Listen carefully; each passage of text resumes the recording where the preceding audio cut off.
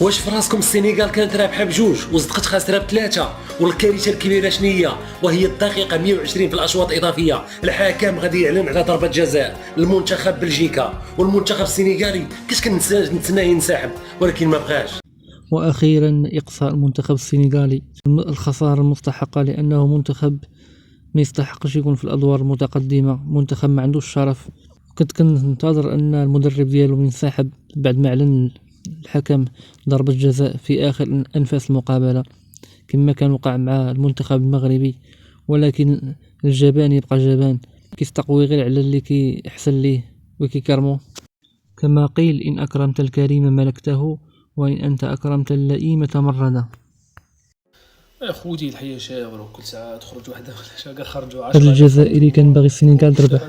كانوا رابحين 2-0 ولا يفتح عليك يدوروا عليك برودة يا اخي، ما هكا خويا ما فهمناش. كل يوم خارجة وحدة كل يوم.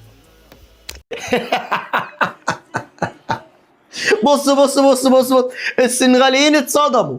يا الله معلش يا اخويا، معلش يا مدرب الاخ المصري كان باغي معلش. السنغال تخسر، كيشجع المغرب. الثاني التعادل كيضحك عليه. هدفين في دقيقتين خلصوا على السنغاليين. انا فرحان فيكم بقى، انا فرحان فيكم. شوف الهجمه، الهدف الثاني الرب ما فيهاش حاجه، ما فيهاش الهوا، ما فيهاش اي حاجه، لا كلم الحارس ولا فيها تسلل ولا فيها اي حاجه. الهدف الثاني صحيح مليون في المية فرحان. فرحان في دول. منتخب السنغال انا مش عايزه يكمل.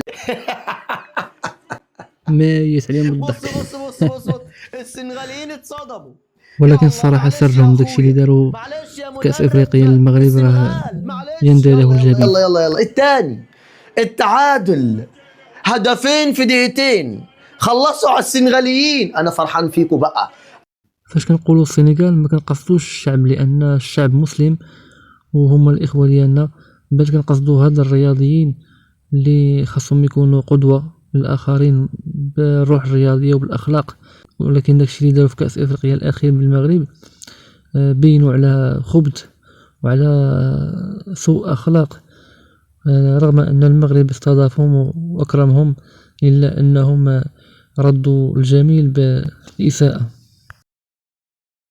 وإلا خلطتي أخي الكريم أختي الكريمة حتى لهنايا، فاشترك معنا في القناة وفعل زر الجرس، والسلام عليكم ورحمة الله.